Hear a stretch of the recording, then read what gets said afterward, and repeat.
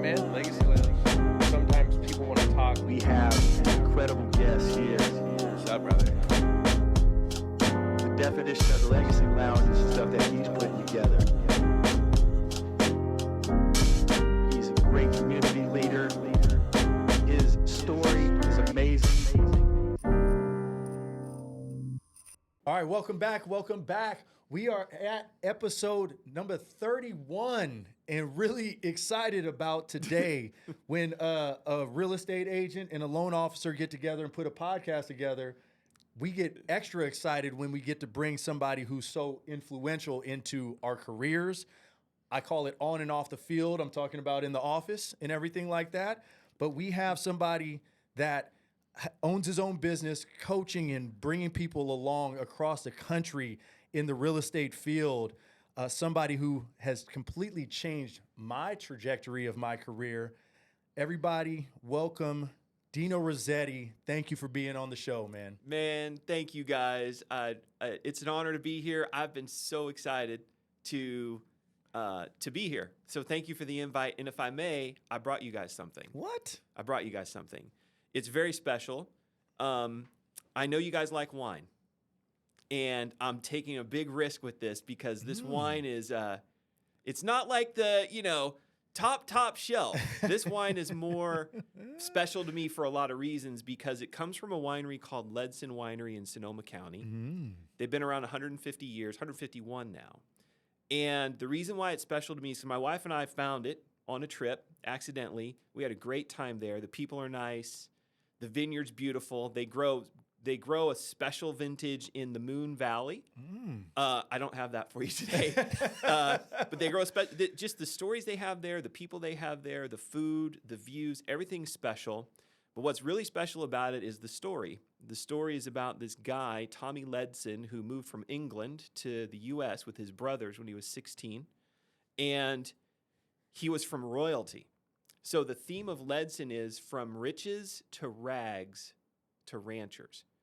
And every time I go there, the wine is good, but the story is special. And the time I've had there with my wife, took my son there when he turned 21 because that's what he wanted to do. We took him there to go wine tasting. The story of knowing what you want to do in life, knowing that you could have this path to go down or that path to go down and choosing like maybe a path that you have a passion about. Even though this is like your royalty, but you're going to go as a 16-year-old, you're going to go make your own way with your brothers to an unknown and create this business that's been around since the 1800s now that we can enjoy today. That's what makes it special to me. And it reminds me a lot of you guys because you guys are big time creating your own path. Rene, you got your license, I think it was in 2003 or something. Correct. So you're 21 years doing this. 21 years license, and I started in the industry like a year before that. Like I was in the industry already. So there you go. Chris, I think you got yours in like December of 2005 or somewhere around there. November 2005. Good man. So good, it's like, man. So here you are, 2 decades. You guys you kind of remind me of Tommy Ledson in that trailblazing, going for like what you want in life. And so me being here is a special occasion. So I wanted to bust out a bottle of wine for each of you. Oh, Again, man. I know you guys are wine connoisseurs. And I know, but again, the story, it's special. I don't know who wants white or red. I bought one of each, so you guys fight over what you want. But what we plan to do, we're gonna have this together, both of those. Good. So let's do that. And man, thank you. Well, thank you. You guys. I think I tell you this not enough, but you guys are very special people, and I admire the business that you've built and the grit that you've shown to be a successful top shelf realtor for 20 years. It's like, why wouldn't somebody work with you? And to be a successful top shelf lender for 20 plus years, there's not, you guys, I hope you realize you're in very rare company. And to do it at a high level where you have massive, great reviews, people calling you for advice that aren't necessarily real estate related, like that just tells me you are a sought after consultant. And for you to ask me to be here in this company, it's flattering. It's flattering, and it's very special to me. So thank you. Man, I'm not sure we've had a better introduction to ourselves on here. I mean, nobody's ever come in here with guns blazing like that, man. Thank you so much, Dino. I'm not surprised No. because, man, I kind of feel like I'm getting emotional just thinking about it because the last 2 years have been crazy roller coaster. Mm-hmm. But when I think of Dino, the one person I think of is Kendra, because Kendra's got to just experience getting to know Dino more. And we cycle like a lot. By the way, we need to cycle tomorrow morning. We need to figure that out. Oh, man. I would love to. But Kendra's like she's just really on point when she, gets to meet people. She's brutally honest, and multiple times she has said, Dino is the nicest, most genuine guy I've ever met. Mm-hmm. Wow. And that's coming Thank from you, Kendra. that's coming from Kendra. Thank you, Kendra. That's man, amazing. like it's crazy how universes collide because, and obviously you know this story. I don't know if Dino knows this story, but when I met Rene for the first time, okay. well, it technically wasn't for the first time, but our first ever lunch together was me, Cam, and Rene. Mm-hmm. Oh, nice. And I went into that lunch. You were coaching us at the time, just so you know. Yeah, Okay. and I went into that Oh, lunch. Perfect. 100% going, I'm not looking for another lender. Okay. But I'll meet with these guys because Cam's cool. Mhm. Rene seems like a good dude. And how can you turn down a free lunch at Ella, right? Oh, they knew you. Yeah. They So did their homework. we sit down and we start talking just life and business. The second that I found out that they were coaching with you, it was like, what? And, a lot of this stuff was like really how I built my business, right? Getting coached by Kathy Courtney, Yeah. knowing you when you were a core coach Yeah. back in the day. I mean, I always say like Dino was like a legend in this area. Mm-hmm. And I felt like once I knew that we were operating, oh, you do a pay log, you have your lead tracker, you are running your stuff like a business. I truly feel if it wasn't for that connection, we might not even be doing business together. That makes complete Wow. sense. So That makes it all pretty much tied back to you as a business coach. But I think beyond being a wealth of knowledge, before this podcast started, I'm over here in my desk, Dino's over there in Nate's desk, and he was on multiple coaching calls, and I'm like, everyone needs a Dino in their life. Man, no question. Everyone needs a Dino in their life because, like, I was telling Kendra, like, I feel, and I'm definitely breaking away from this.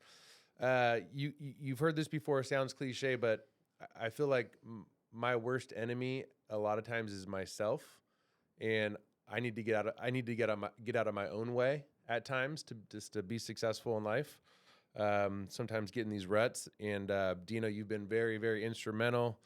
I think a majority of the talks that we've had over the last 2-3 years have been on long, grueling bike rides, and we get to cycle together. But at the same time, the thing that I look forward to the most when we're cycling is talking shop. How can we get better? How can we support each other?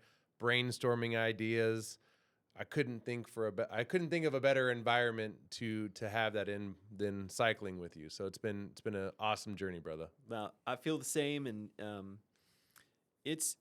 think it's critical for sales leaders and business leaders to have some sort of outlet like that. I mean, I feel very safe talking with you. I feel very safe talking with you too, Rene. And there is a lot of things that come from that. Like I might not normally say out loud. I might I might keep them in or I might ignore them, but to have the opportunity to have a sounding board that is like, non-judgmental and open-minded and I know cares. That way when I'm like sharing stuff or throwing ideas out or maybe even complaining a little bit, like I know like whatever response is there is like a genuine I care for you kind of response. So sure. I think that's missing a lot in high level business leaders, that the lack of having that, so thanks for saying that. And just so you know, man, I feel the same. I feel the same. It's good. It's good stuff. Awesome, man. Awesome. Well, here's the thing. I want to jump into what you do and how you are shaping people in our industry as well as everybody you touch. However, before we start to have that breakdown of it all, I want to put some context to the listeners. Okay.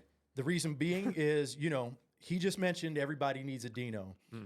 I have this incredible book called The Athlete's Advantage in Business, and that book wouldn't be in existence if it wasn't for Dino, who's sitting here right now. In that book, I state that I think it's the most backwards thing to, as you're growing up, you're listening to your parents. You're in school, you're listening to your teachers. You're playing sports. You're listening to your coaches. You move up in the ranks, high school. The coaches get harder. The teaching gets harder. The parents have to deal with what they have to deal with. But the ones that were most influential for me was those teachers. Get to college, less people even make it that far, and those coaches were the hardest on me, absolutely ever. That shapes your life.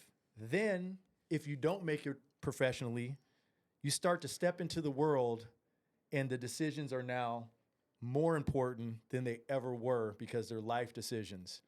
Yet, some reason in business, whatever line of work that we go into and in life, outside of our parents, and if we're lucky having a mentor, we don't step forward with a coach at all. That is backwards to me. I state that in that book.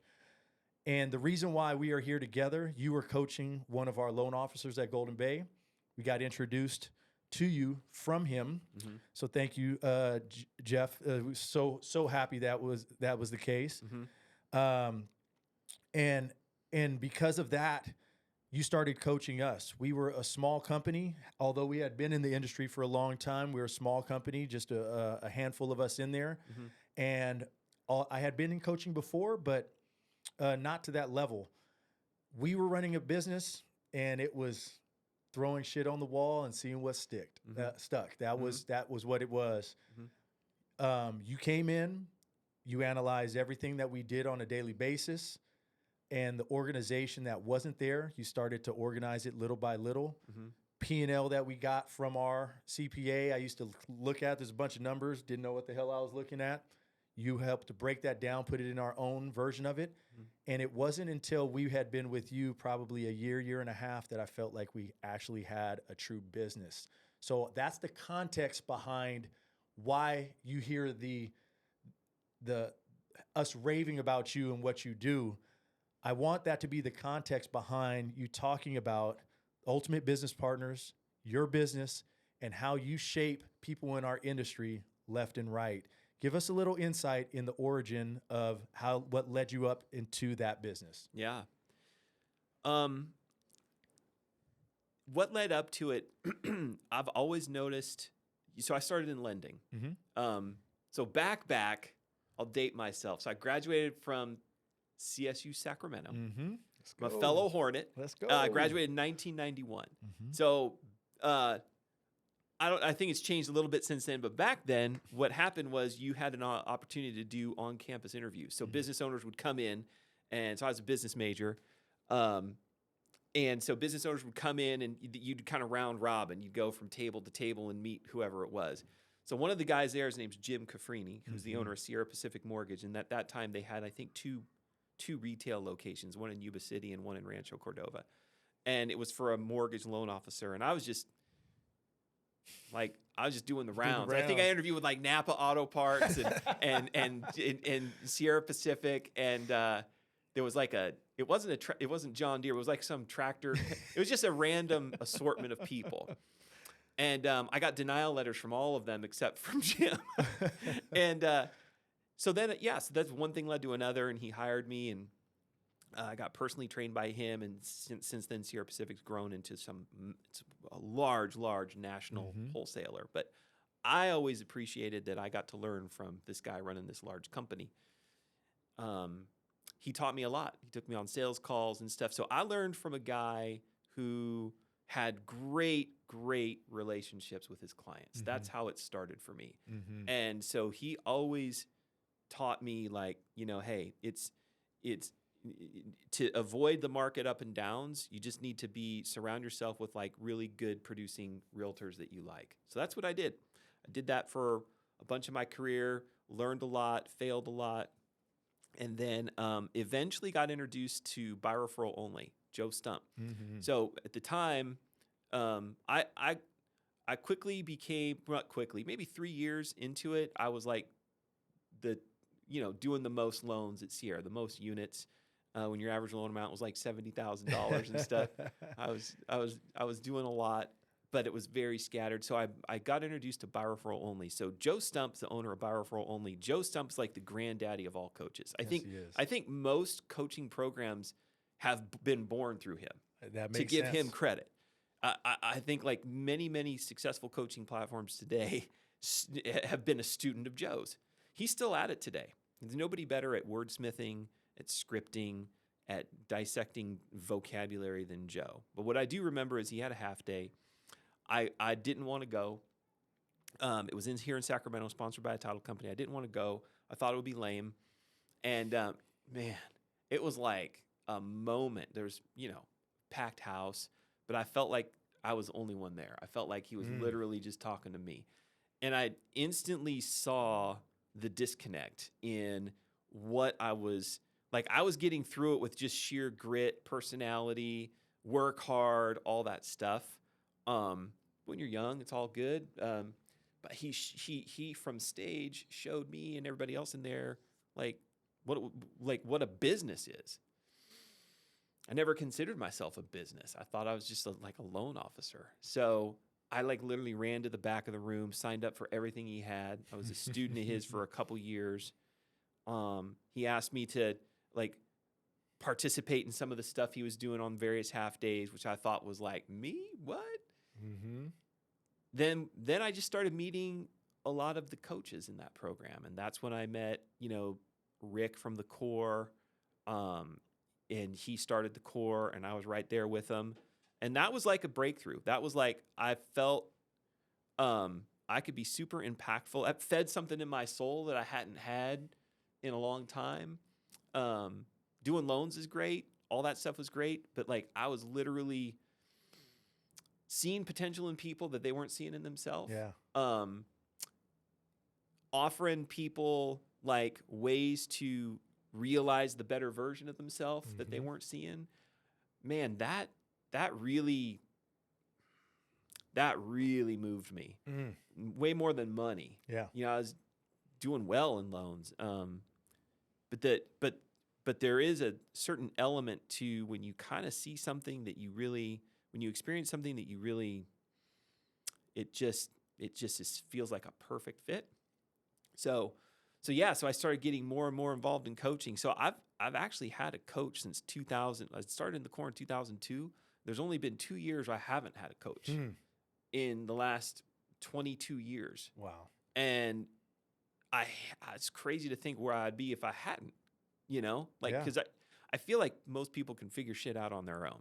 But when you have somebody guiding you and helping you, I think you just get there faster. Big time. Yeah. So real quick, I want to just make sure I can understand this. When you went to that Joe Stump event, and you felt like you were the only one in the room that he was speaking to, and how it touched you, were you having a moment of getting inspired to you yourself be a coach, or was it also a combination of how you can learn to become even a better loan officer yourself from the things you were learning, or was it a little bit of both? It was definitely the latter. The first thing was the latter. He showed me how I could be a business. I wasn't thinking, ooh, I want to be you. I was thinking, I want to adapt. I want to grab those systems and make myself even more optimized. Got I it. want to make myself even better. I'm super competitive that way. I wanted to like not win by a nose. I wanted to, pulverize. I wanted to like leave no doubt. So I saw that as a way, and I don't know if that motivation is the most healthy, but that was how my world was. When you're in your young 20s and stuff, and just that's what's happening. That was for me at least. I quickly learned that there are other pieces of life that are equally as important as your career, and if you ignore those other areas, you're in for some trouble. So, but it was definitely eye-opening to see how I could be a better business. Yeah. But then, several years later is when the whole coaching thing for me like started to make a lot of sense. Yeah, that's when it was. So, yeah, then one thing led to another. Ultimate Business Partners, the name of it is just simply, I always felt like the realtor and the lender relationship is literally that. They could be the ultimate business partner for each other, meaning that realtor and lender can rely on each other, support each other, count on each other. They can be the ultimate partners to each other, help each other elevate their game, challenge each other, which requires a relationship. It's much more than transactional. I think there's a lot of transactional-based businesses out there, which are totally fine. Like it wasn't really for me. Mine was much more of a relational thing. So the Ultimate Business Partners is a theme that I've kind of carried throughout my early days.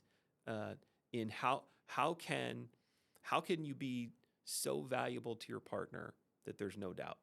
What can you do? How can you push yourself? How can you evolve really?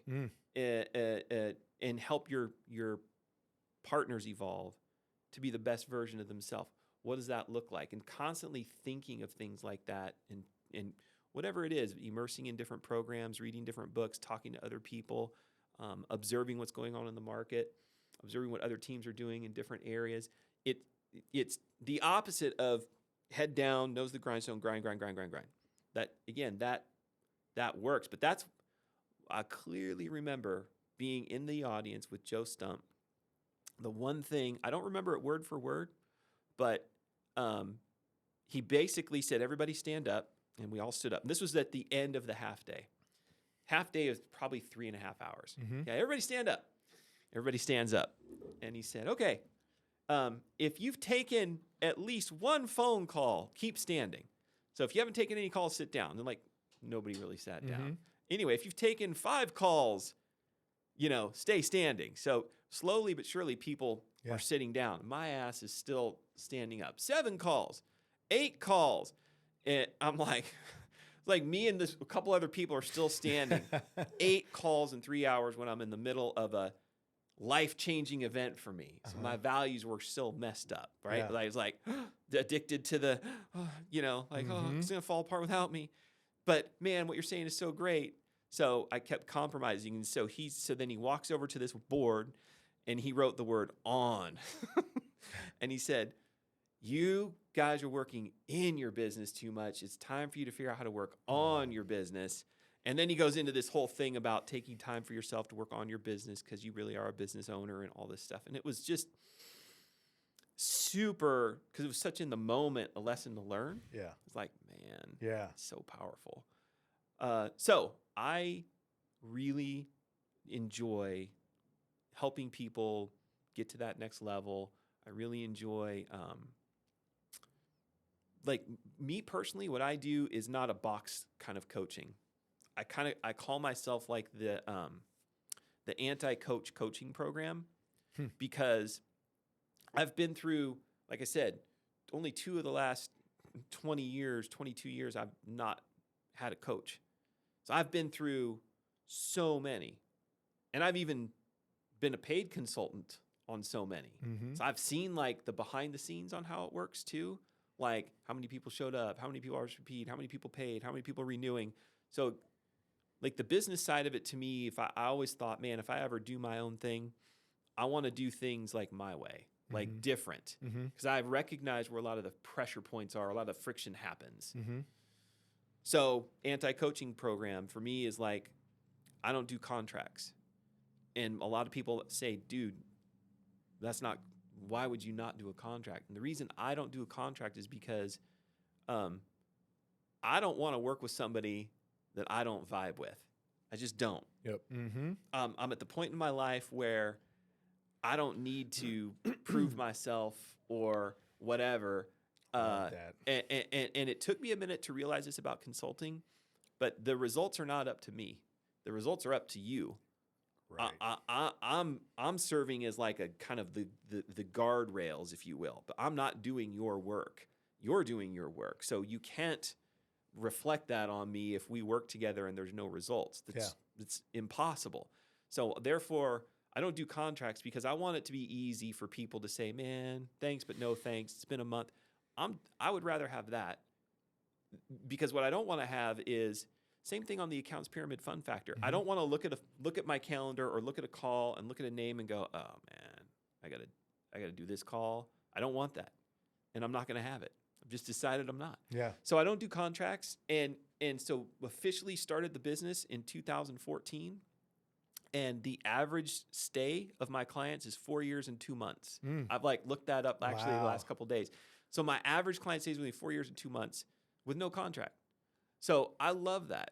And the other thing that is the anti-coaching program about me is it's not a big box, like one size fits all.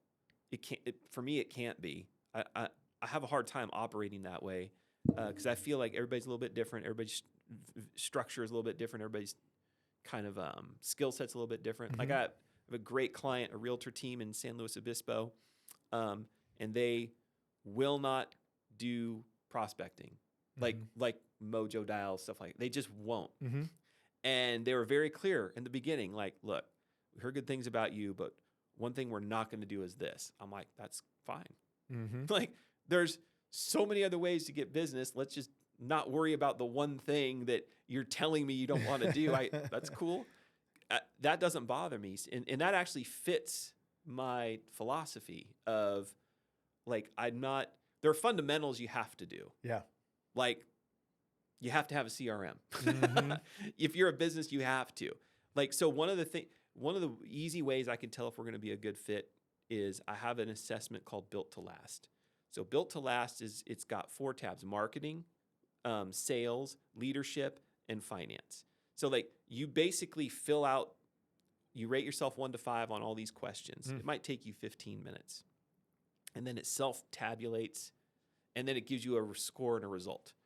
And then I look at that, and I can quickly assess like where you're doing great and where the opportunities are. And every single time somebody finishes it, they'll hit me back and they'll say, wow, I could totally see like where the holes are, and like this was painful and all that stuff. And that goes, I'm able to transport them back to that room I was in with Joe Stump with the word on. They've not, and I'm talking high producers, guys. Yeah. I'm talking their social media posts make you think they're perfect. Like I'm talking like, Yeah. this is what I aspire to be. And then I look at their Built to Last assessment that they fill out. Not me. This is them. I'm not even talking to them. They do it on their own. And they're responding like, wow, gee. And it's like literally I can see Joe Stump. He had a blue suit on with a white shirt, and he was up on stage and he wrote the big letters on. And I'm like, it hasn't changed in 20 years. And it probably won't change for another 20. Working on your business, taking a healthy look at your business, like they can probably just do it on their own from that point. But then when I talk to them and I offer them the engagement and I tell them how it's the anti-coaching program, they all like it. And we go for it. And it's so it's a lot of work. I mean, you see me in the office, like my schedule is kind of like, I intentionally have my schedule stacked on 2 days a week, and then other days it's like a little looser. But it's a lot of work. Yeah. Because everything's on Zoom and I'm seeing people. It's a lot of energy, but it's nourishing, you know? Talk to us. What I want to do is I want you to do a little bit of a dive on, let's go backwards for a little bit. Okay. How did you get into the core? Okay. I want to know that story. Sure. And I really want to know, with what you just described, the ultimate business partners and the coaching that you're doing now, Okay. I want to know the differences, because there's got to be some big differences between the two. When you were coaching, when you were a coach at the core, and how you coached and the content, was it the same as what it is now? Oh, that's a good question. Okay, I understand the question. You see what I'm saying? Yeah, for sure. So I got started in the core. I was heavily involved in buy referral only. And Rick Ruby, who founded the core, he was like the main feature at buy referral only. He was like the guy. So his walk-on song was "Bad to the Bone." So when Rick took the stage, George Thorogood was blasting, and I just remember the very first time I saw Rick, I was probably at my second or third Joe Stump event. Music came on, Rick walked out, and I was like, "Whoa." You know, cigar hanging from his mouth. No, not at that point. I learned so much from Rick. I owe him like a massive gratitude, because he is you know exactly what you get with Rick. I learned that from him. And he's really smart. He's a very smart businessman. So I learned a lot from him. I'm very thankful we met and our paths crossed. But that's how I started. I talked with him after. I actually brought in a bunch of forms. So the second time I saw him speak, I was prepared, because I brought in a bunch of forms of my production and I wanted him to look at it. So I basically grabbed him after the event and said, "Hey man, my name's Dino. Can you look at this?" And he looked at my stuff for a few minutes, and he said, "You just need to charge more. That's your problem." And then he left. And so I was a hot mess, man. I was not really paying much attention to all that. So I stayed tight with him.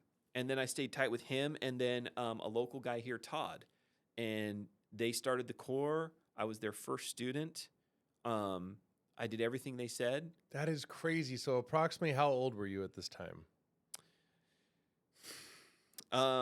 Roughly. I was, let's see. I was 32. Okay. Agent Zero. Now, when you met Rick at that event that you're talking about, was that in Sacramento or Yeah. was okay? Yeah. Got it. Because at that time he's based out of like Michigan. Yeah. Okay. Yeah. Yeah. It was another defining moment. You know, I was just so never met anybody like him and all that stuff, and they broke away and started their own business that I craved, because I learned that I liked the accountability. I learned that I liked the transparency. I liked the pain. I liked the learning. I liked to me, it was okay to admit, like, hey man, I fell short, or I need help, or I'm not getting it. You know, like I didn't mind that, and I definitely didn't mind the. You mentioned earlier the coaching thing when you're a kid. It's so true. Like I look back at all the coaches I've had in sports, and the ones that I responded to the most were the ones that are like passionate and in your face and expecting more and driving you and driving you and driving you and driving you. And I also remember a buddy of mine who I wrestled. That was my thing. I did a bunch of sports, but I ended up focusing on wrestling, which I loved that. And but a buddy of mine didn't like the coach. Our wrestling coach was a Jim Noggle was just a like a very great coach who was like a kind of like a rancher kind of guy, like just rough and just gruff and just like no be. Anyway, I liked that, so I knew that about myself. So Rick kind of was like that as well.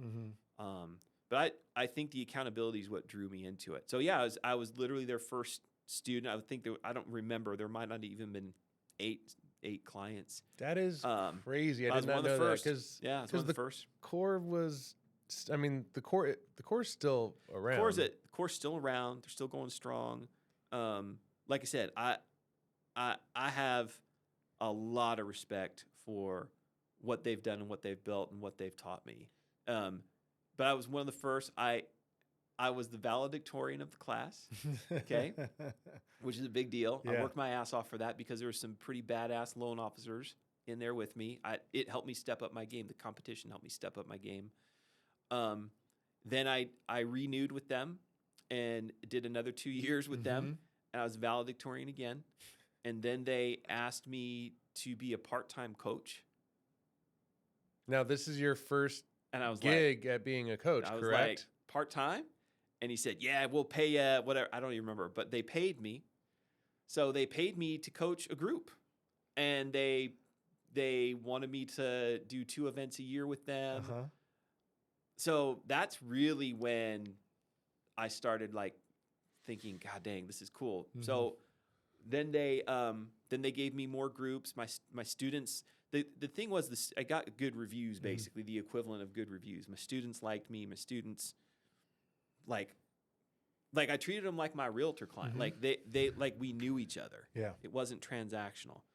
And I was hard on. I got in their business big time. I got like way in it.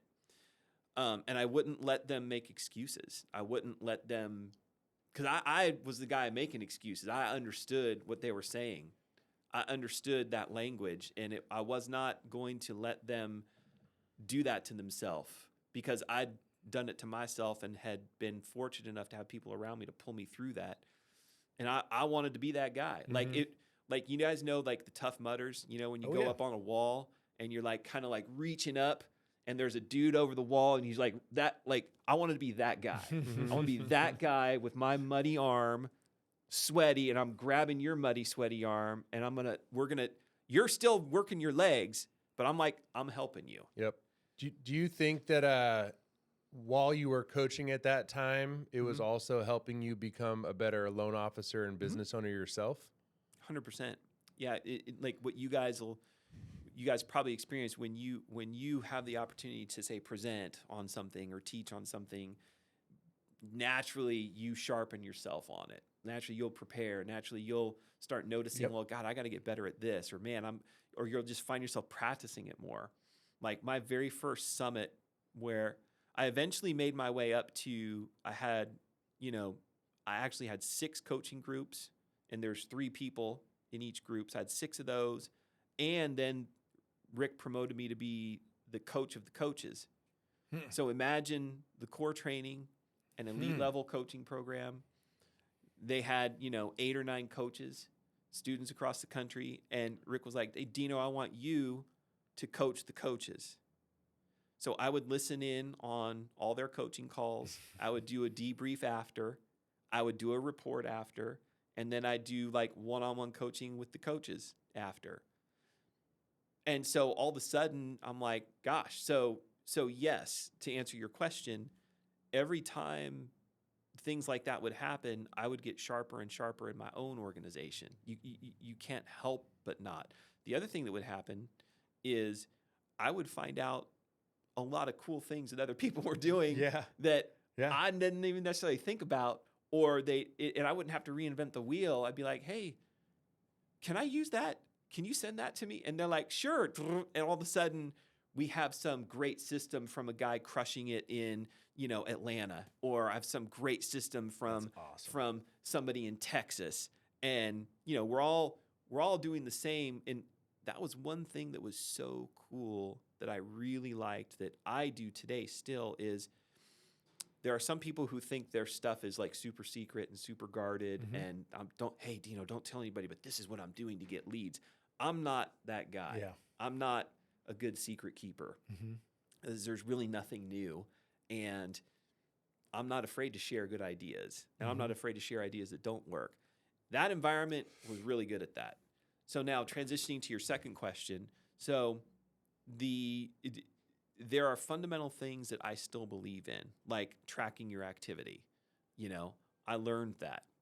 One of the things that I read a book called The Rainmaker Tracker while I was in the Corps. In that book, the author had a scorecard that he kept for himself. It's called his Rainmaker Tracker. And he just tracked how many sales calls he would make in a day, how many like phone calls he would make, all this stuff, and he'd give himself a score. And I remember telling the core about this. I'm like, hey, let's try this. And they're like, oh, it's a great idea. So that was from me from this book. Yeah. Like that. So to answer your question, that's something I believe in.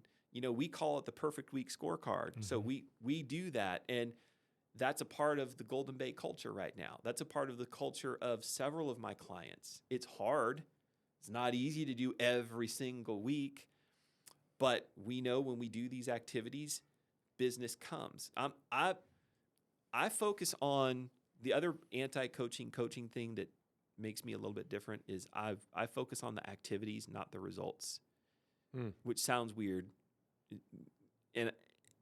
But I know in my heart, the activities are what's up. Yeah. If you, maybe this is just me talking about how I am wired, but if I focus on results and my results aren't there, or if I compare my results to whoever's on social media, sometimes that's not very motivating. So I am such a believer in focusing on the activity, and then you just measure the activity. You just got to measure it. We chatted about this when we were bike riding. I think that's the only way, especially in real estate, because in real estate, if we're talking about when somebody buys a home or sells a home, right? Yeah. Okay. It could be 5, 6, 7 years before they either buy or sell a home. Yeah. Right.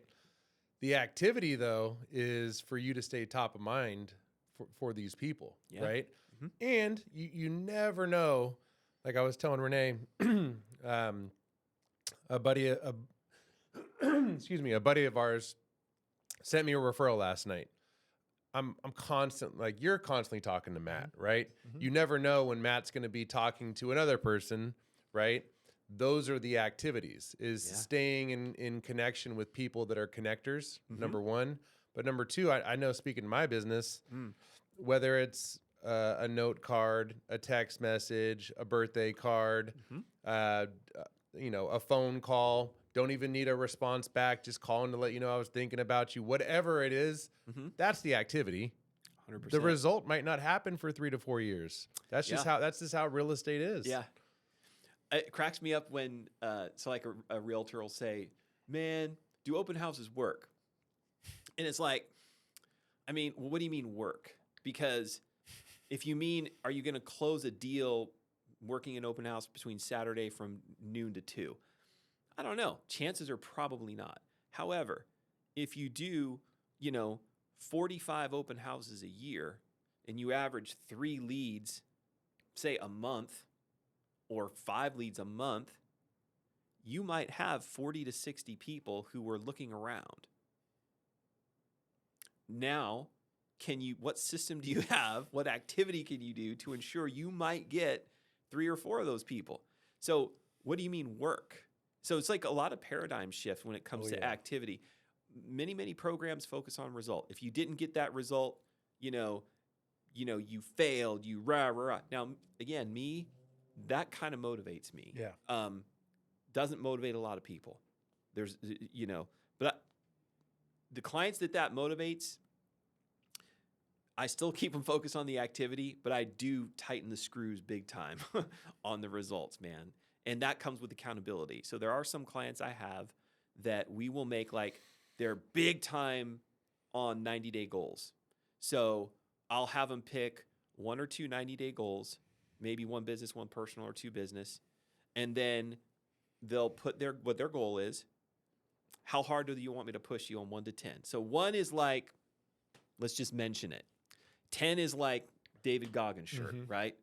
I'm going to be taking your soul. It's how hard, and they'll tell me, Dino, this is important. This is important. I need a 9. I'm like, you need a 9? I know, I need a 9. Okay. Then the last question on the little 90-day goal form. So the goals, how hard do you want me to push you? Then the last question. Say, what's the accountability? And this is after they've told me how important it is and how hard they want to be pushed. Say, what's the accountability? What do you mean? I'll say, well, it's important. You want me to push it to 9. I need to know, what's at stake. And by this time, I'll know a little bit about them. I'll know what they're into, what they like to do. So one of my clients loves golf. And I said, okay, hey, if you don't hit these by 12/31, pack up all your golf stuff. I'm talking your clubs, your putters, your shoes, your golf balls, everything. FedEx it to me, and I'll keep it for 90 days. He's like, what? I'm all, well, it's a 9, right? He goes, yeah. I'm all, I don't want your clubs in my office, but this is what a 9 looks like. He's like, let's do it. And then I have their spouse sign it.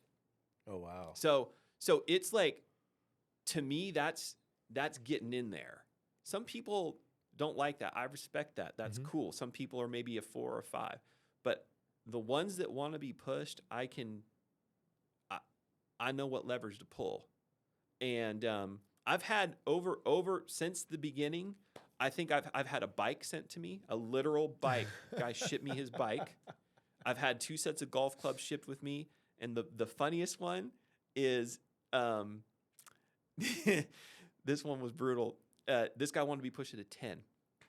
And I said, okay, so we were talking about accountability. He had 2 really lofty goals. They were super important to him. One was getting out, he had a massive credit card bill.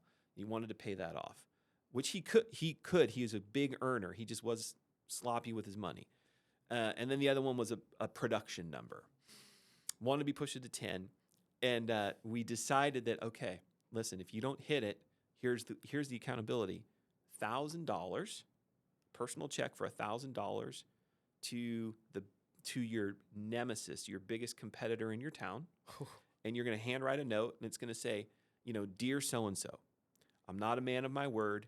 This is for your marketing budget. Sincerely, whatever. Oh, my God. And he was like, that's too much. He was like, I'm like, is it too much? And he's thought about it. And then he goes, okay, let's do it. And then, see, it's weird. People have the form, but they don't look at the form. They it's almost like it appears like disappearing ink. It appears a little at a time. And he got to the bottom after we agreed. And he goes, oh, my wife's got to sign this? I said, somebody's got to sign it. I think she should. And he goes, oh, man. He's literally still to this day one of my longest clients. I think he's been with me 6 years. And it's not that his business has quadrupled or 10x'd, but his life is extremely balanced. He didn't have to write that check, by the way. He did not have to write that check. But his life is balanced. He loves his kids. His kids love him. He loves his wife. His wife loves him. He's got money in the bank. He's got a business. He bought last year he bought 1 investment property. This year he flipped 1 house and he's done 1 wholesale deal. All these new things that he has been wanting to do. I feel like sometimes I'm just a catalyst for helping, that little nudge that somebody needs sometimes. That's it. And I've been around people who have done all that, so it's also a little bit of a safety net. Yeah. I'm big on I'm deep down I am conservative. Yeah. I'm a conservative person as I've gotten older. Yeah. Before I was I've made a lot of bad investments for sure. But I'm wise enough and conservative enough to where if somebody brings me a deal, like a client especially, I'm self-aware enough to know what I don't know. Like when we did Cushendall, I wasn't my first flip, but what you taught me, and I'll never forget, 'cause I'd done 3 flips at that time, so not a lot, but I'd done 3. I wasn't new at flips. I thought I knew how to do a flip. What Chris taught me, he made me way more self-aware that I didn't know how to do a flip, especially on how to project manage. I'm good at the kind of the tracking and the budget part. Yeah. And I was flying by night on the other flips on the project managing part, wondering why it's taking so long and all this stuff. Chris comes into my life, and I thought honestly, I'd be running the show. I thought I'm introducing Chris to the property. I'm introducing Chris to the agent. I'm bringing Chris in, all this stuff. I'm like, hey man, but what it was immediately clear to me was how you were like much, much more elevated in that game than me. And I know enough about myself to know I'm letting this guy take the reins gladly. And then it's like, what can I do to support you? Not like, hey man, here's how it's going to be. And I probably told him 50 times, like, man, I trust you. I don't know. Like, I trust you. Like, he's asking me about design stuff. I'm like, man, like, and then he finally got to the point where like, hey, Dino, just go to floor and go and pick up the thing that says my name. Like, no problem. But I think being self-aware, when you think you're self-aware, but you're really not, that's like a dangerous person. It is. It's a dangerous person. And so to understand, to know that about yourself, I think is a big breakthrough. So some of my clients, like, they really think they're self-aware. Like, I'm talking with their time, with their mind. I mean, when you really get to know some people, and I'm talking, again, high producers that make headlines, top 1%, all this stuff, big teams. When you slow them down and get in their brain, I'm surprised at how many negative thoughts they have.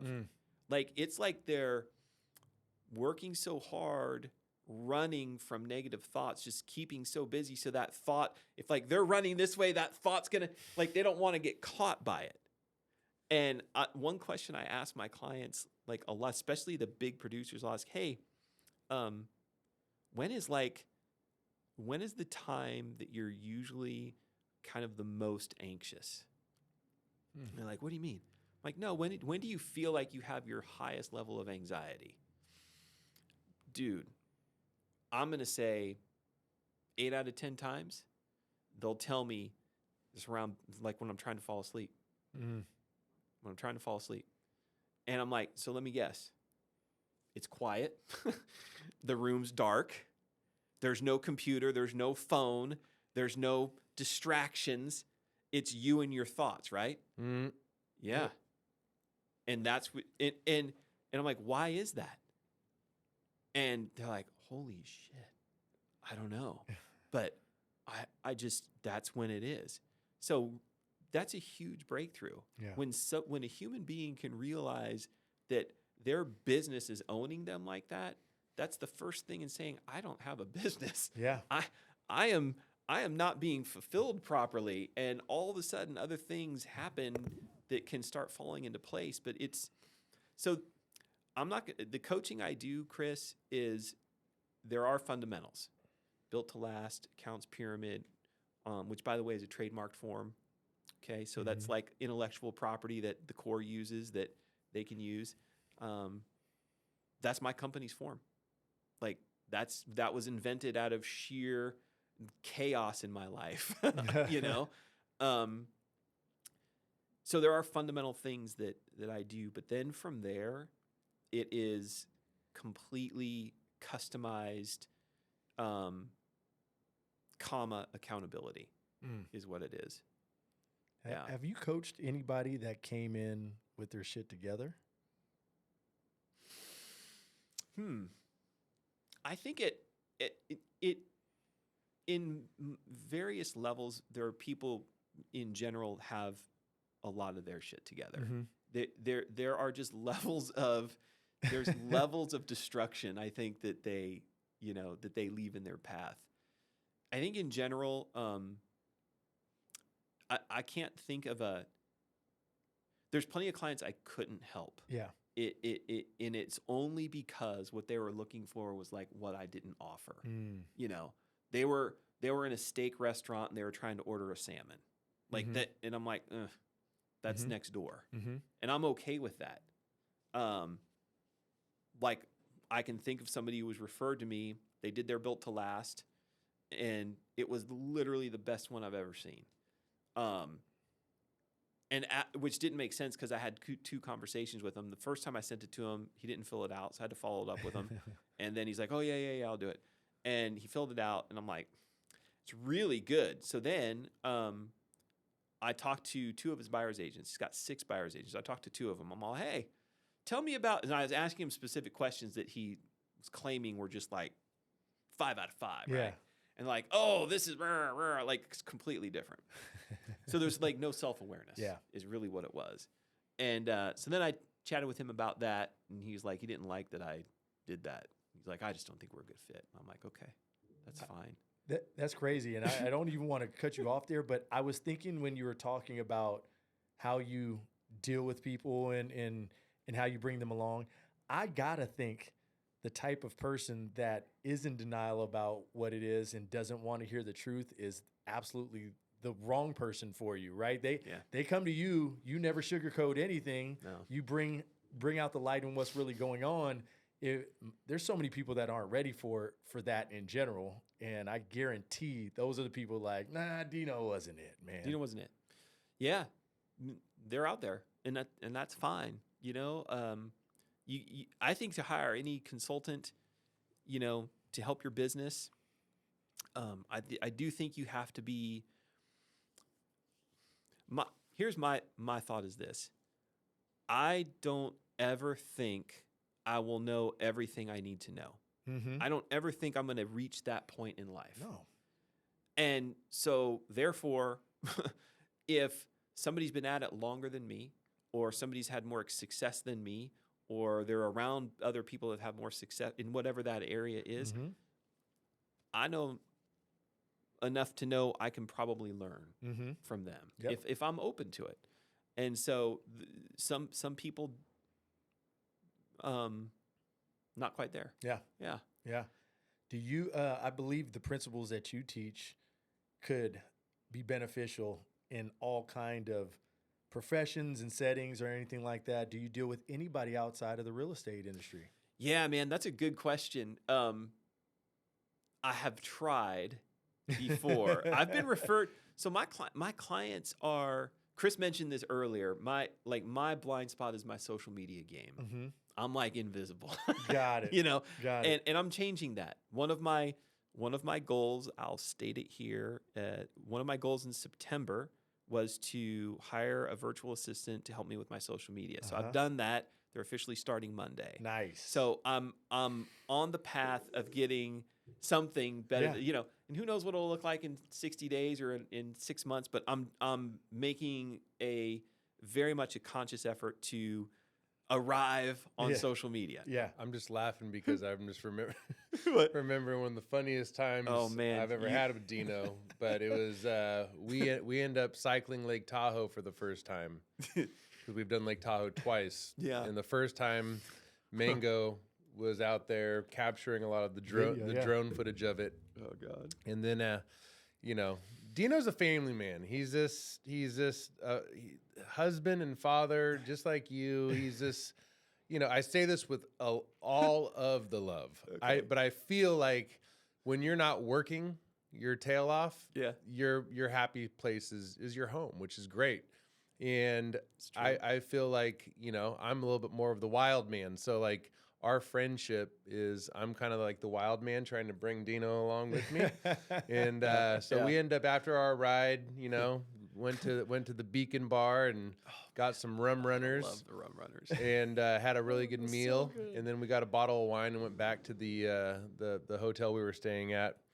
And I somehow managed to convince Dino to give me his cell phone. And I started. Tell him. Go ahead. Tell him what you did. Because I still scarred from it. Go ahead. Tell him. You probably set my social released your media back phone to 5 this years. guy? I don't know what I was. Well, first of all, rum runners. Second of all, a bottle of wine. Third of all, Lake Tahoe. I was like standing up asleep. Right? I was not aware of what anything was happening. It lasted about 5 minutes, but I ended up Probably 20 changing minutes. like his Instagram profile, the tagline, and I was, it said something along the Tell him, lines go of ahead. Dino, I'm the Italian something, I forget. Do you remember? It was colorful. Okay, it was It colorful. was colorful. Maybe we don't say on It air. was funny. Oh Yeah. my goodness. Gosh, sorry to cut you off on that. You're not cutting me off at all. Yeah. No, it was all good. That was funny. That was But funny. the social media game thanks is, for changing it back. Social media game is happening. Yeah. So that's what's going to be happening. Oh Yeah. man, I love Yeah. it. I've never asked you this question, and this is this one that I want to right. know. All right. Why did you tell me my next step in my career was to put a book together? Yeah. Have you done that before? No, you're actually You and one other person. Here's the thing. I'll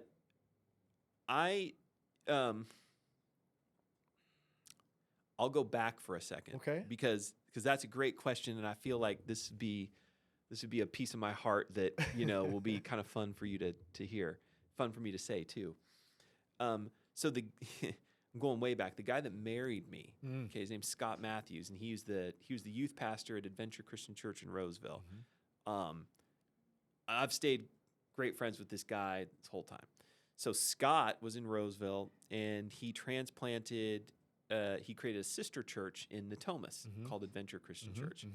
And so he went from being a youth pastor to a pastor. And so I've kept in great contact with him. And he calls me out of the blue one day, says, hey, I got this loan officer that comes to the church, and he said he needs a coach. Would you do that? So enter Jeff Beckman in my life. Yep. Which is so interesting because there's this passage in the Bible about how God works 19 miles upstream when Israel's trying to cross the Jordan River. But Joshua's like, we're going to do it. And the whole city of Israel's behind him like, but the river's raging. We can't possibly do it. And he's like, God will figure it out. Like, just have faith. The night before, 19 miles upstream, where nobody could see anything that's happening, there's a natural occurrence of like a dam happening. So there's a dam 19 miles upstream, and the water subsides that next morning, so Israel crosses the Jordan. So the lesson is God's always working 19 miles upstream in your life. You don't see it. You just have to know that the faith involved, sometimes your faith meter needs to go through the roof. Yeah. So Scott is in my life for all these years, and he refers me to Jeff. Jeff's great. We hit it off. Jeff introduces me to you guys. And I remember our very first call. It was a phone call. It wasn't Zoom or anything. And I remember like thinking, holy smokes, the guy is so articulate. I just was like, there was a charisma. There was a story. Obviously, I like the sports thing, all that connection. Super nice. And so I was like, man, we gotta like, there was just, I don't know what the word would be, chemistry, your charisma. I really, really liked that about you. And it made me want to like get to know you more. Yep. So one thing led to another, and I'd come over to their office every other week, meet in their office by Iron Mile, or was it Iron Mile? Yeah. Yeah. And we'd close the double doors and get in there and get down to business. And every time, what it is about you specifically, Rene, is you're unique in that you have, seriously one of the biggest hearts of any other human I've met. You're super disciplined. Like, you're a man of your word. Like, all these things that are so admirable. And I felt like, why? I literally remember leaving your office one day thinking, I think I might even said it out loud, like, this guy should write a book. And if you remember, it was right around the shitstorm of like all sorts of like COVID and all this stuff and like negative, but yet you were always super positive, super outgoing. It was the discipline really that just stuck with me. So just lobbing it out to you one day, like, man, you should write a book. And Cam was in the room, and Cam thought it was great, and I could tell you were like, write a book? What the? You're like, wait. Specifically, this is the one part I remember.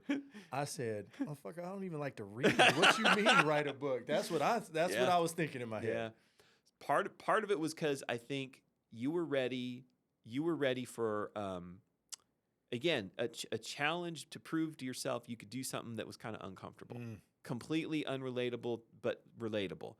And not to just go through motions of something that was uncomfortable or tough, but something that's kind of meaningful, that's like a legacy, like a thing that is an actual legacy of your experiences that you can share. And there's not many people that, are out there that can do that. I got a buddy of mine in Nashville who did it, not to this level, but this is like a peek inside, like, discipline, mindset, like controlling what you can control, pushing yourself, no matter what the industry. So that particular book, man, it could be one of many. It could be the only one. It doesn't matter. It's because you did it. Wow. It's because you did it. Yeah. And I was so, I literally, I remember telling Christy, I'm like, I got the book. I brought it home. You signed it for me. I was like, holy shit, look at this book. And she was like, that's Renee's book? And I'm like, this is Rene's book. So we both had a moment. That's and it was, well, it's your work, bro. You did it. And I just, honestly, I hope it's something you'll never forget. I hope it's something that it's like, if ever there's a time you might think it's tough or whatever, there's some great words of wisdom in there from a very special guy that you can refer to just to memorialize it, Wow. like, yeah, man. So that's why it's, I think people who know you would probably like sit there and go, God, that makes perfect sense. Yeah. Like that makes perfect sense. Like he should write a book, there's not many people you can say that about. So There's zero chance that would be a reality without you. Like seriously, that was never on my radar. I kind of still fought it in my head a little bit afterwards. Yeah. I didn't start out with a topic or anything like that, but yeah, that's really working.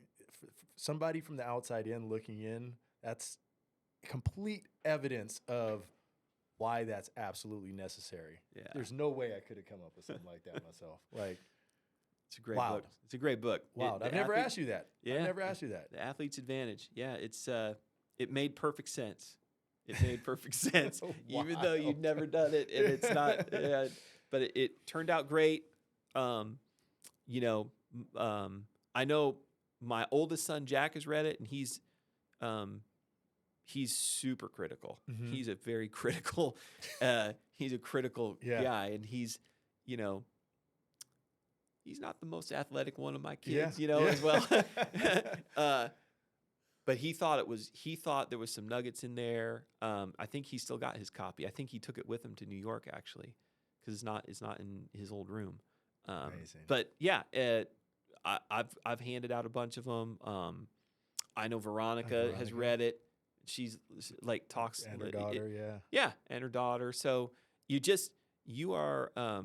It's a great way for you to just kind of like have this legacy and share things through your words and through your experiences that it'll resonate with somebody when they need it. It's crazy. So yeah, Crazy, Congrats amazing. on that. Thank you for that, man. Sure. Because just doesn't come to the top of my head, but I like perfect place for it. Didn't know I was gonna ask that even when I got here yeah, today. it's So all good. Yeah. amazing. Mhm. amazing. I have a question. So this would be a good one. All right. To put you on the spot here. Okay. So you've known Rene for quite some years. Same with me. Mm-hmm. On the business side of things, since you are a coach, Yeah.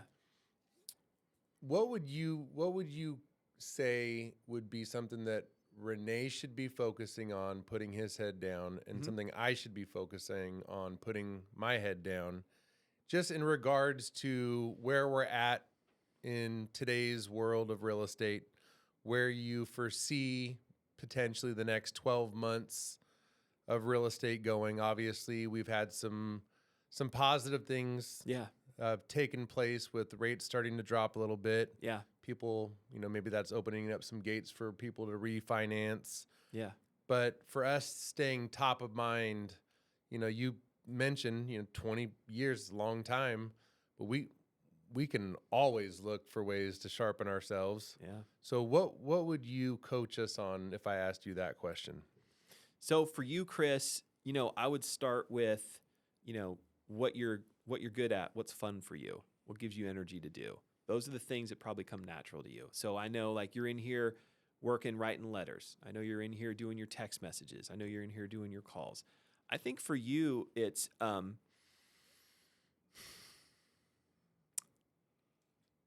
love you, man. So I think for you, what it is you just got to do what you say you're going to do and not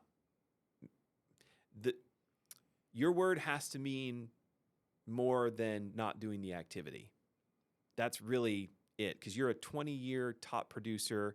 I'm not teaching you anything new. The vision you gave me very recently of when I was driving into Golden Bay and I just ripped a call to you and left you a message, and you confided in me that, like, man, I needed that message because, like it was lack of activity. Mm-hmm. I believe what it was like a funk, I was still like not up yet and this and that. And those are just all things that happen to everybody. But for you, it seems like the minute you, sir, equate your word to be greater than not fulfilling your word is the minute that the market means nothing and your business, that's what I would say. So it's not necessarily a tactic, but it's more of a like mindset. And so with that, behind that, what that means is for you also specifically, I know you well enough to where you're really good at creating a blanket assumption from your own point of reference that you believe other people might think. And so sometimes I think that's a blind spot. I think your opinion doesn't always translate to, say, 100% of those other people. And so maybe just thinking about that and realizing that will also help loosen up whatever needs to be loosened up. Because you are the guy dragging me along. Like you mentioned earlier, you are the wilder. Like, I think if like that showed up with like that smile, with that like, I'm Chris Saison. I'm a 20+ year top producer in Sacramento. I bring so much value. Like, there's no reason for me to. I bring so much value. The other side of that coin is that doesn't remove the fact that you still have to have the activity. Unfortunately, Bingo. It just doesn't. And so I put you on a pedestal a lot because you deserve it. Because you've done more meetings, more phone calls, more listing appointments, more buyer consultations, more being ghosted, more like you've paid the dues, but you got to still pay the dues. I mean, that's just, there's no point where it's like the entitlement like pays off. That doesn't exist in our career. We chose a career that is it's not a steady paycheck. It's not easy. It's not social media. It's not what you see. It's if your clients knew what your real day was like and the real conversations you've had to have over the last 20 years to get to this sharp negotiating, like, market consultant you are, they would be running to you. They'd be like, wow. And so that's a long answer. It's a lot of like mindset stuff for you, I think, and a lot of just like decision stuff that, again, I believe that creates your business to, it doesn't matter what's going on in the market. I love that. Doesn't. I love that. I mean, the biggest takeaway I got from that is like the phone call I made to you, and that re-energized me. And Micah and I have been in here grinding, and the thing about it that's so ironic about it, What? is it's fueled me. It's like I've had a lot more energy over the past month now, just from not the results, and there has been some good results, but just the activity of getting back passionately grinding. And I think that the biggest takeaway is just does your activity match what you're saying you want? That's just such a huge thing. And I think we talk about all this like with Rene, like we know you can pretty much know that he's up every morning at 4 a.m, Mm-hmm. right? Mm-hmm. And it's like the same thing can be applicable to your business. If I'm struggling, I just need to look at, all right, what time am I waking up? Mm-hmm. What time am I getting in the office? And I think the other big thing Mm-hmm. is it consistent? Because I can do something really Bingo. good for like three or 4 weeks. Yeah. Yeah. But can I do something good for 6 months, a year? 6 months, Yeah. a year? So Yeah. thank you for that. Man, my pleasure. And it's you're spot on. I'm glad you re-articulated what I said because that makes a lot of sense. You heard me. Yeah, 100%. Awesome. Now it's time for you to grill Rene. You'd be harder on him than you were on but, me. Okay, so I will, and I'm ready. However, before, question for you. Yes. Now that you've, in your own words, kind of very intelligently articulated what you just did, what you just said, like, which in my mind is like a path. Like, what would you say, Chris, would be something that would change? What behavior specific That needs to change? that you will change? Man, I've been thinking about that as we're sitting here, and I'm willing to commit to it live on air. Okay.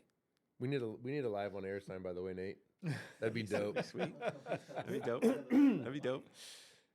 So I've gone back and forth with this, and I think it's been the biggest difference in my entire career, Mm. and I've fought it. Okay. I'm just it's not even close. I'm such a highly more productive person when I'm outside of my house. And not just that, but when I'm outside of my house at a very specific time. Okay. So those are the two things. So Love it. what I'm committing to is not coming to the office 2 days a week, Okay.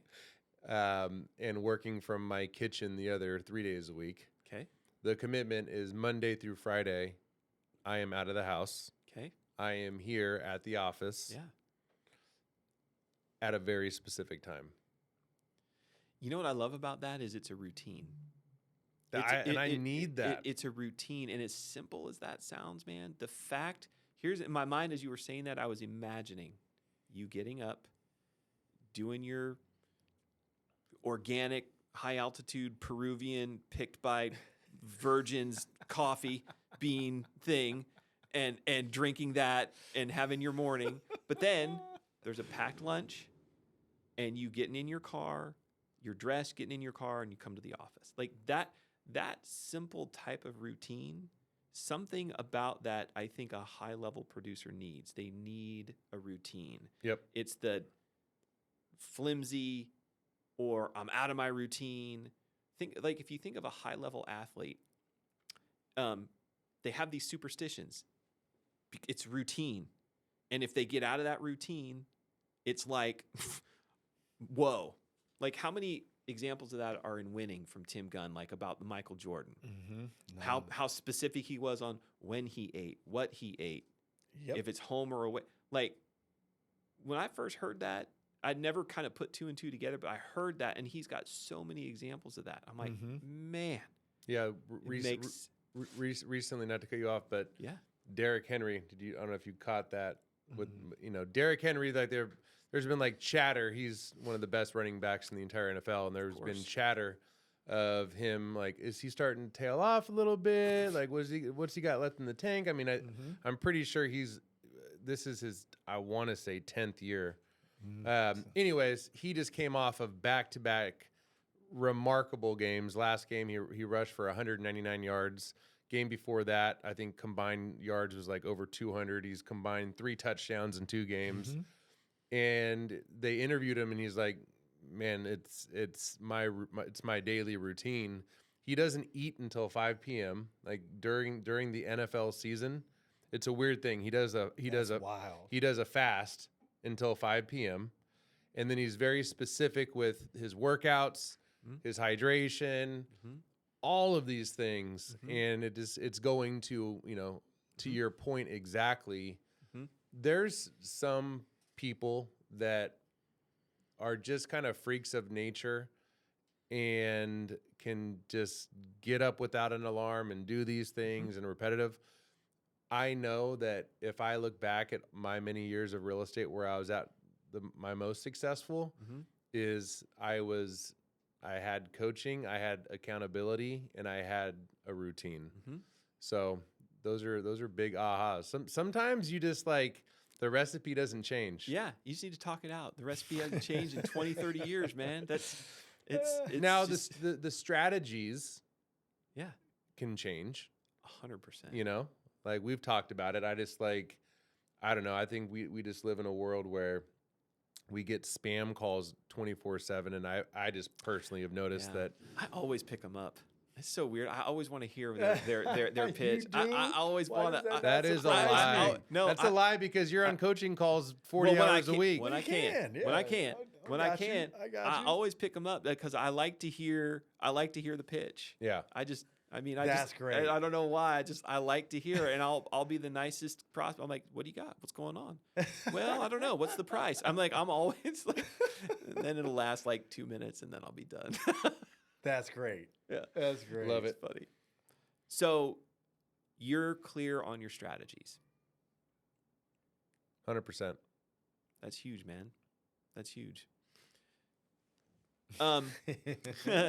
Yeah. Same question, right? The word I thought of for you was leadership. And then I'm like, I'm going to amend it. And I'm going to say like intense leadership. I'm going to say expect more. I'm going to say demand more. I'm going to say like ratchet up what it is to be a team member at Golden Bay. And the reason I say that is because you're like what I would say for you, sir, is I think that like you are really good at taking the bad news and then there's no correction. I think you're really good at like accepting whatever the letdown is.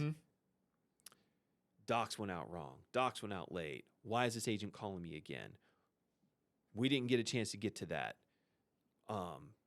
That like you're quite approachable as a leader with that, which is amazing.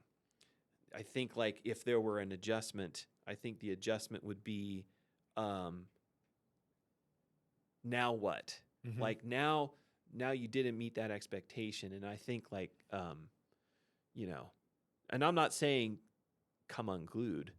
All I'm saying is like the intensity that you have shown can be I would start with you, I would start with your team. I would say, look, team, we're operating at a whatever the level is. Out of 10, we're operating at a 6 or a 7. That's not good enough. I need you guys to be at a 10. I'm at a 10. You're not at a 10. Here's how you can be at a 10. And this is what needs to happen. Make this, like, do you see what I'm saying? Yep. Like there's that directness almost that I would say, so I'd say start with your team. And here's why I say that, because we know your number of what you got to close per month. Yep. And we know why that's important. Yep. And we know you're super capable of that. We also know the market has given us great news. Like the news is on everybody's side if you're in real estate. Like hallelujah, like consumers are willing to like do stuff now. Yeah. So that should bother you, the fact that you're market driven. That's my opinion. Yep. That should be a big concern, because you've put 20 plus years into this thing and to have something out of your control have that much influence makes it to where you should be saying, I wrote this book. It's got some wisdom in here. I know 10,000 people. Like, what is happening? Yeah. And so step one would be the team. And I say it, you know how I feel about it. I love those guys. Yep. You're at a 10 and you're allowing them to be at like a 6 or a 7. That's not uncommon, by the way. This happens across multiple top producing teams, lending and realtors. The difference with you is you're the guy that's going to hang in there with them. These other people, they can't keep a good team together. Yeah. They like burn through people. So they have a completely different issue. Your issue is just more, and what I think you'll be surprised with Rene is when you give somebody their permission to step up their game, they're going to step up their game. When you give somebody permission to like say like you're at a 6, I need you to be at a 10, they're going to respond. They've been with you so long. They're going to want to. Yeah. And they might almost feel bad that they haven't been. So once that starts to gel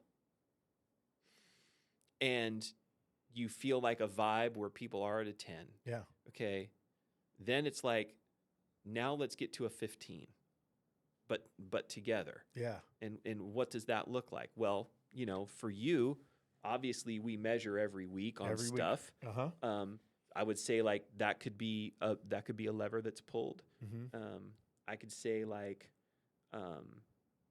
operationally, even though you're full on sales and not so much in operations, you are exposed to operations because all your stuff goes through operations. Yep. And you're also the CEO. So I think like once your team starts humming, it will highlight maybe some additional areas down the line that might need some work. And that's where you can, again, address. And, it's not, and I'm saying it could happen today. You can say, you guys are at a 6, you need to be at a 10. Like, here's our SLAs. Here's our pricing. There's like, what's the, hearing it from you because of who you are is going to elevate like the entire team. Yeah. So, and I'm not saying babysit. I might be saying babysit your team, your 2 people. I'm not saying everybody else, but I'm saying like, I feel like every now and then there needs to be some teeth. Got it. And I know who I'm talking to. I know who I'm talking to. And it's an observation where it can be done in a respectful, professional, I care for you in this company and the future and the job security of not only you, but all these other people here. 41 people. That's a lot of people. And guess how many people you've decided to lay off in this horrible time? It's 0. It's 0. And guess how that happened? It's because of a sacrifice that he has made. So, like, it's time. It's time to recoup. It's time to realize that the business exists to serve you and to pay you money. Got it. And I really think like that's something that needs to be said out loud. Like this Golden Bay needs to be writing me a check. Period. It's got to. I love, by the way, just real quick, want to interject on something because you're like, man, these are gold nuggets. But though, like, I'm envisioning something that there's been times in my life where I've fallen short in business, but also in my personal life. Okay. And it's about having tough conversations. Like, just the inspiration on that. You know what the biggest aha has been for me in regards to that? What? Is sometimes, whether it was when I had a team or, it could be with Kendra, I'm envisioning some things a certain way. Mm-hmm. But then when I actually have a tough, hard conversation, I find out all sorts of things are not what I thought they were, or vice versa. You know, the point I'm making is having more frequent check-ins with the people that you're around in your life a lot, business and personal, Yeah. is massively important. It's massively important. Yeah. Yep. Well said. What do you think of that? It makes sense. I know my team is unique. I don't believe there's anything that I've asked them to do that they have not done. Getting more efficient and going above and beyond is where it's at, and that's what I'm hearing.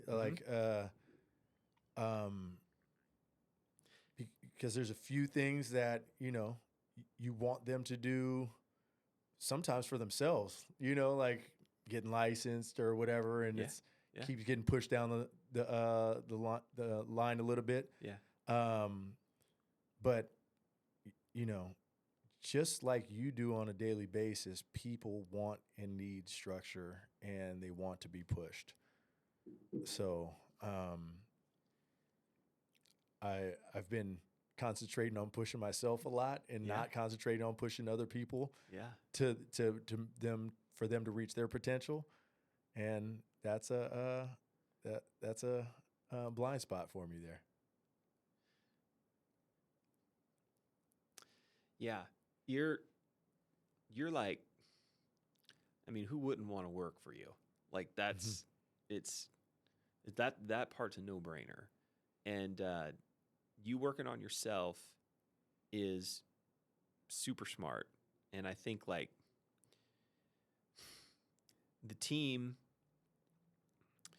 I just look at ways the team can be, I don't sit here and say I know what it is, but I do know that you're inspirational, you're motivational, you have a ton of charisma. Your team will do whatever you ask. Yep. And it should be where the leadership knob that you have, wherever that is, that dial needs to be just cranked up to like a 9 or a 10 when it comes to business metrics and expectations. Expectation is X number of closings per month. Expectations is SLAs are met. Expectations is whatever it is. And no team is perfect, and it might be a couple small tweaks. Yeah. Who knows? Yeah. But I think hearing from you in that way, I think is almost healthy. I love it. It is what it is. Yeah, I don't think people. You're very disciplined. You're like an outlier on that. You're super disciplined. I've grown into it for sure. Yeah, and it's like it's not for everybody. But even if it's not for everybody, it's very admirable, and that's a quality you can use, in my opinion, to take your leadership from from where it is to like, again, sky's the limit. Yep. Market doesn't matter. Yep. So I think like whatever your expectation is, double it. I like that. It's just play with that in your mind for a little bit. I like that. I like that. And the reality of the situation, people see the discipline that goes on around me, and you call it an outlier. I think you kind of know, if most people knew where it started from, you wouldn't think that it's not for everybody, because anybody can develop into it if it's important 100%. enough. Because I was a dude lying to myself about working hard and stuff like that. I was the dude sleeping in the friggin' till I was like 30. On the weekends, I could sleep into the middle of the day, So I think that's a paradigm shift. I think that's an excuse that I used to use on a lot of stuff as well. So I think you're right. I know being around you has definitely helped that, and I would love to even transition to that, because one of the things I'm most impressed by you is, yes, you drive people, but you hold yourself accountable. And one of the things, just like you said earlier, was when you have to track everything. Mm-hmm. And you've had a big shift in my life because of what we've taken on together, tracking outside of business. Mm-hmm. Can you touch on that? Because I people are fascinated when I bring it up around them. I would love people to hear what you've developed, and I've been on your coattails, and it's the reason why you heard my conversations last night in our men's group, why I'm feeling different than ever. You know, will you touch on the tracking everything and not just in the office? Yeah. The genesis of it was Rob Dyrdek. There was a podcast he was on with Ed Milet. Ed Milet had him on as a guest, Yes. and Rob Dyrdek talked about how he tracks all his time. And Ed Milet thought the same thing. I literally said the same thing. I was driving into Golden Bay again, listening to this podcast, and he goes, Ed Milet said, well, I track my time too. Like, I track what I do at work. And Rob goes, no, I track all my time. And Ed goes, what do you mean all your time? He goes, all my time, every hour of every day of the week. And so they got into this crazy conversation about efficiency and tracking time. And that was at a point, that was in early December of 23. That was at a point in my life where I had like a very busy schedule of calls, and it was like one after the other, after the other, after the other, after the other, after the other. It was just like a lot. And I was like very vulnerable to time and the pressure of time. So it appeared in my life at the perfect moment because I needed to hear it. So I listened to this podcast a bunch of times. Then I spent weeks trying to find this, like, how does he do it? Like, what's the form? What's the method? And of all things, I found a screenshot of it on Reddit. And so I took a screenshot of the screenshot, and I found a dude on Fiverr who created the algorithm and all this stuff. And so basically, fast forward to today. What it is I've got a whole new respect for time and time management. To me, time management has turned from meetings on a calendar to how do I organize like the hours of my workday and then the hours of my non-work time? How do I organize all that? And what that's morphed into is a couple things. So I track all my time at work, and then I track, like health stuff. So like how often am I working out? How am I sleeping? How many hours am I spending at work? How many hours am I spending with my wife? And it's not hard. This might sound kind of intense for some people, but it's actually not that hard. It's just a habit of labeling it on the calendar. So I track it all, and then there's this algorithm that runs behind the scenes, and it looks at my calendar, and it puts all the data on a spreadsheet, and then it sorts it out. So I know, for example, in September, I just looked at September. In September, for example, I know I worked an average of 51 hours a week. So it's 51. The day starts on a Monday and it ends. The week starts Monday, goes through Sunday. So I work on weekends just like you guys. An average for the week was 51 hours a week. I know I spent 23 or 24% of my time sleeping. I averaged just under 7 hours of sleep, which is like that's going up for me. My goal is 7 hours. I know how much time I spent exercising. I know how. So it's a simple little pie chart. It's not just numbers. So now I can look at this pie chart and go, okay, where can I get better? Can I squeeze in a little bit more sleep? Yes. Where does it come from though? Because I can't get 110% of the day. It's still going to be 100. So the awareness it's brought me has been amazing because now it's like, can you do this? Can you do that? Can I do, like, it's become way more easy for me to say no. And then the dollar per hour I can attach to this is humbling. It's humbling. 51 hours? First of all, how long, what? I'm not going to do that for another decade, right? Yeah. So it's like I'm really opening myself up to be more optimized. So that's been going from a standpoint of just awareness has been amazing. And it's led to this next level thing. So I've taken it to this next level called winning the week, because what I want to understand is, what does it look like for me to win the week? Because even though my time is much better, I've reorganized my time where I've stacked up specific days, and then the other kind of days are a little looser, which has been phenomenal for me. But now it's like, okay, the weeks still go by. They just keep rattling off. What does it look like for me to win the week? So that's forced me to step back and think about what I want. Again, Joe Stump, working on the I'm working on the business of this life. So I really was surprised at how tough that was. I was surprised at how tough that was to think about what I want. And so I broke it down. Here's where I am today. I've got 3 main areas. There's health, there's relationships, and there's accumulation. Those are the 3 things. And so I've created metrics for each one of these. So for health, for example, I know 5:35 wake up time. I know there's journal. I know there's prayer. I know there's like these affirmations I like to do. I know there's health-wise. I know there's a certain amount of protein I want to eat every day. So I measure all that. Relationships. I know my grandma is 99 years old. And I know for me to win the week, I talk to her once a week. I can't not talk to her.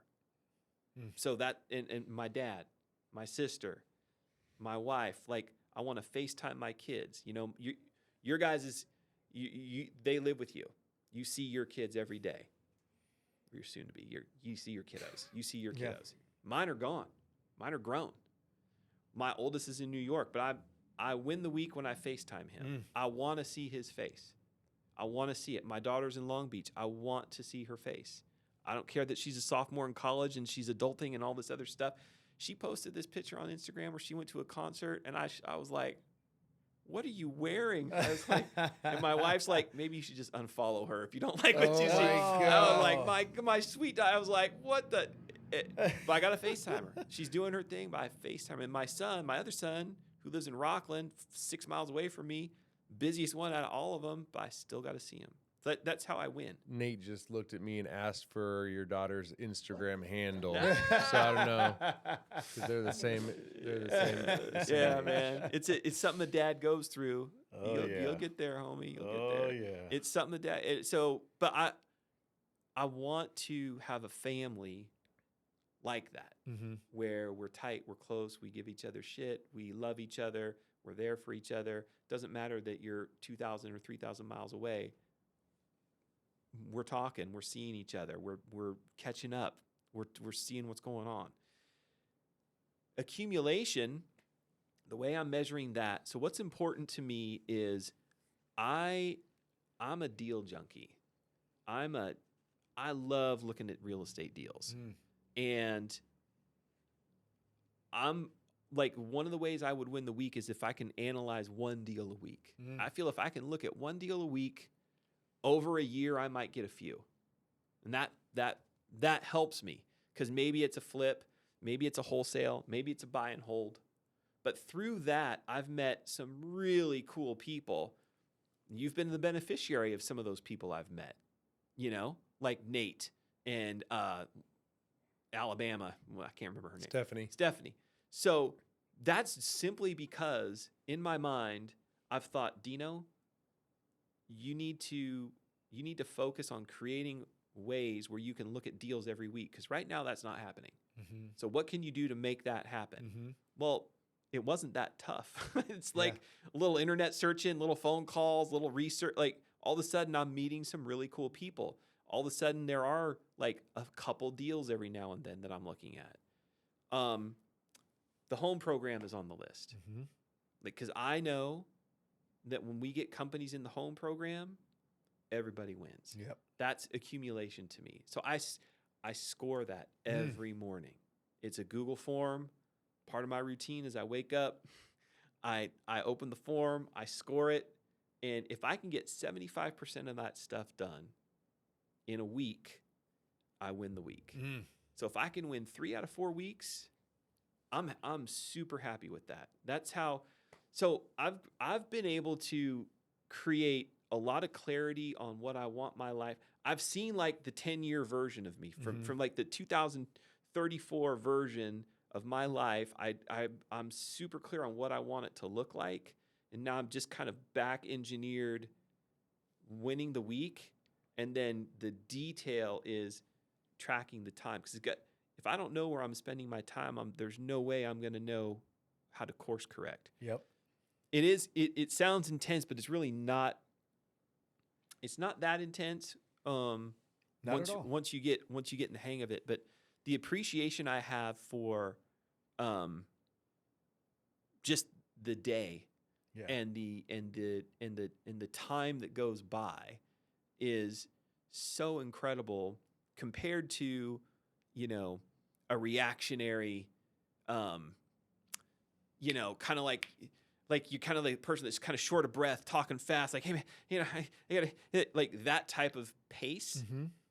Still, I have that pace sometimes, but it feels way more like that direction is I'm confident in that direction rather than not knowing. So, yeah, man, tracking the time has been a game changer, and then the win the week has come from that, and then the only other things, at least at the moment, that's come from that is just like kind of like your thoughts and your mindset, and kind of how you're feeling when certain things happen, and how you can really control that. Man. So it's been, I've just totally embraced it. It's man. really cool. Yeah. You have, and I'm thankful to be a little part of that, because you've drug me along with you on that, and it's been a complete paradigm shift. For those listening out here, we all want to strive to do things and go after things. Yeah. But you are lying to yourself if you aren't looking at your life and what you're doing on a daily, an hourly basis, a weekly basis, and reflecting. Just like in business, when you said you need to work on the business, if you aren't, to change your life, you have to look at your life and work on your life and find your blind spots and everything like that. So, I'm around, I claim to be a very a motivated person as well. But it was January 1st where we put this into place. And that's why the conversations have been different now in October, because we've committed to this, is really what it is. And, you think you're putting a certain amount of time towards business and work and everything like that. You go back and hit that sync with the calendar. And you're like, oh shit, I've been gone for the whole month. I haven't really put that much. Well, no wonder the production is what it is. I've been short. If I've been short with my wife and everything, and you hit that sync, and oh shit, I've been only sleeping 5.2 hours per night. Well, no shit, you don't have the bandwidth for it. Man, it's eye-opening. It's eye-opening, man. It's been a long time of wanting to make a change in my life, but because of you, and in many ways, but in implementing that has really what is changing the life. So I hope people listening to this kind of understand, if you're not having conversations like this with the people who care about you the most, then I don't think you're really getting to the bottom of what it's going to take to really take control of your life and everything. We talked about it last night. It's the machine that you build, right? Yep. Machine that you build. He's actually put together a tool that has helped build the machine. And that's why things aren't going great, but you would never know that by talking with me and how my energy is and how the mindset is. And that's what the change is. So thank you for that, man. Well, thanks for jumping in it with me. It's an ongoing, it's like a fluid thing. Yep, And it is. We're getting it better. We're finding things out about ourselves. I could totally relate to the sleep thing. Yeah, it's like it's super insightful to know yourself. Again, like self-aware. Yeah. Just self-awareness, man, is so important. Yeah. Got a couple big questions before we wrap up. Yep. Sure. We didn't tell you this. Nate he might be the last guest that we hit him with the restaurant questions. Okay. We're gonna take that out of the Legacy Lounge. Okay. Man, Oh. he throws everything on you. Everything's your fault. Oh, no. That's cool. Yeah. That's cool. He's gonna put together, because Nate probably he's a little forgetful at times, but he's like, man, he's the brain behind this whole thing that works. no you know? doubt, man. So Shout out to Dave. Hey, we got a man. restaurant reel coming, don't we? Yeah. Okay. What? Let's go. Top 5 restaurants in the Tri-County area. 5? Top All 5 right. restaurants in the I'll lay it out Tri-County. right now. You turned me on to, I can't remember the name, the one right over here. Fixins? Yes. Oh, No, yeah. no, no. You turned me on to it, bro. See, what happens is when Yes. we cycle, right around the last 20 miles, all we do is talk about food. Talk about food, what we're going to eat. Yeah. And the last time we went cycling, Dino goes, "I've been craving some fried chicken." yeah. And Yeah. You said Fixins. Said good Fixins. You. So, Said Fixins. So literally that night, I took Christy to Fixins, and it was so good. We That's so rolled great. out of there stuffed. So I would say Fixins is definitely a go back. Along the line of Fixins in Roseville, Q1227 Oh man, is, two great spots. Man. it's like It's phenomenal. it's so good. I've had the bacon wrap meatloaf. I've had their fried chicken. That's my wife's favorite. I've had their Wellington, which is Ooh, actually yeah. really good. So Q1227's up there. The other one that's kind of like our go-to that's really special is Via Roma. They have 2 locations, one in Rockland, one in Lincoln. The reason why it's special is very similar to this. The owner, his name is Henry, and he is the sweetest guy. He's like, he makes it. The food is really good, but he makes it. It's Italian food, so you get pizza, pasta, like all that stuff. But it's really good. The last couple that come to mind, again, saying this at risk, knowing you guys are foodies, but Mendocino Farms is a go-to for us just because it's pretty quick. Yes. And I thought you were gonna say Macaroni Grill, and I'm just glad. no, I haven't been there in probably 10 years, maybe more. Mendocino Farms is solid for our family. Just because it's like the variety, everybody can find something they like. That's a big thing. Yeah. Especially as the kids got older, their taste still was very limited. So finding a place that everybody can get something without like having to go to a second restaurant or oh god. So Mendocino Farms is a hit. Was that 4? That's 4. What's a 5th one? So I'm just gonna say my kitchen. All right. Just because I love it. You're my a meatball wife, guy, right? My wife is such a good cook. Oh, I love and that. It's not that we're open for business. Don't get any ideas, but I will say she is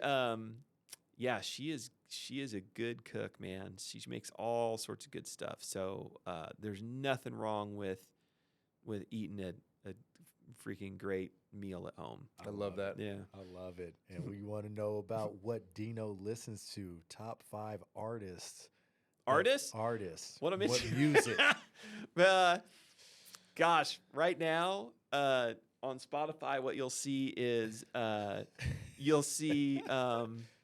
my wife gives me so much crap for this.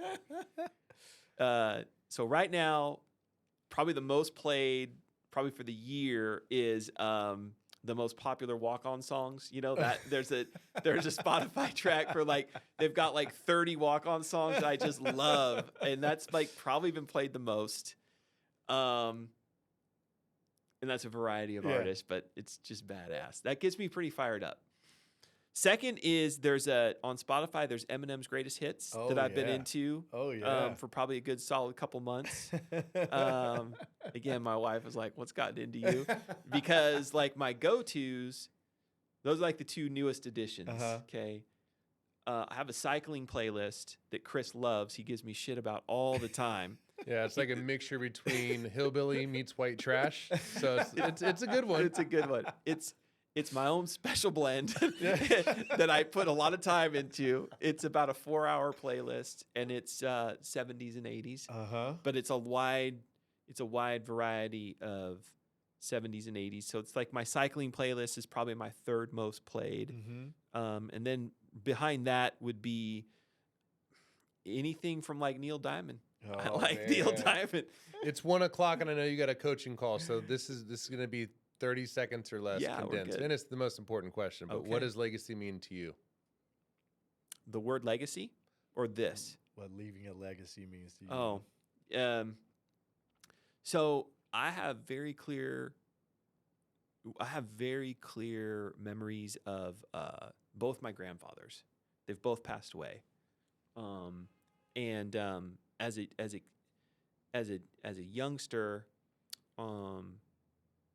the Rosettis lived on this big piece of land with like rolling hills, and Grandpa Rosetti would take me out and showed me how to, with my dad, showed me how to shoot, showed me how to like get up in a tree, just fun stuff as a kid. And I'll always remember like just listening to him and hanging out with him and like doing things like that with him. And then my grandfather Parducci, he lived more in like a neighborhood type of setting, but he was a hunter. And that's definitely not me. But I remember going deer hunting with him, pheasant hunting with him, listening to the guns, helping him drag out carcasses, watching him prepare the meat, like all the gut stuff. And I just think that like all that to me is part legacy, because it was their way of life, their way of living that they wanted to impress upon me. Mm-hmm. And I there were parts of it I was squeamish about, obviously I didn't like, but I loved the time with them. Mm. I loved like hanging with them.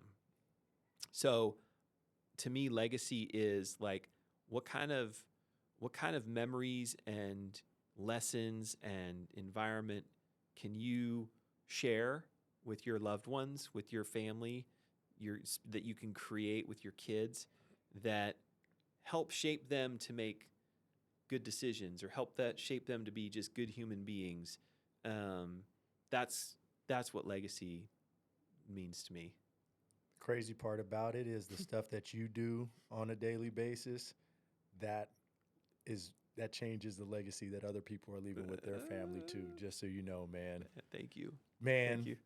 Appreciate you coming on to the show. Thank you for being here. You are special to me, man. And special to me I love too, you Rene. to death, man. Love you too, bud. Thank awesome, you, man. This was awesome. Chris, thank you very much. Love you, Dino. Love you, man. Thank you. We're out.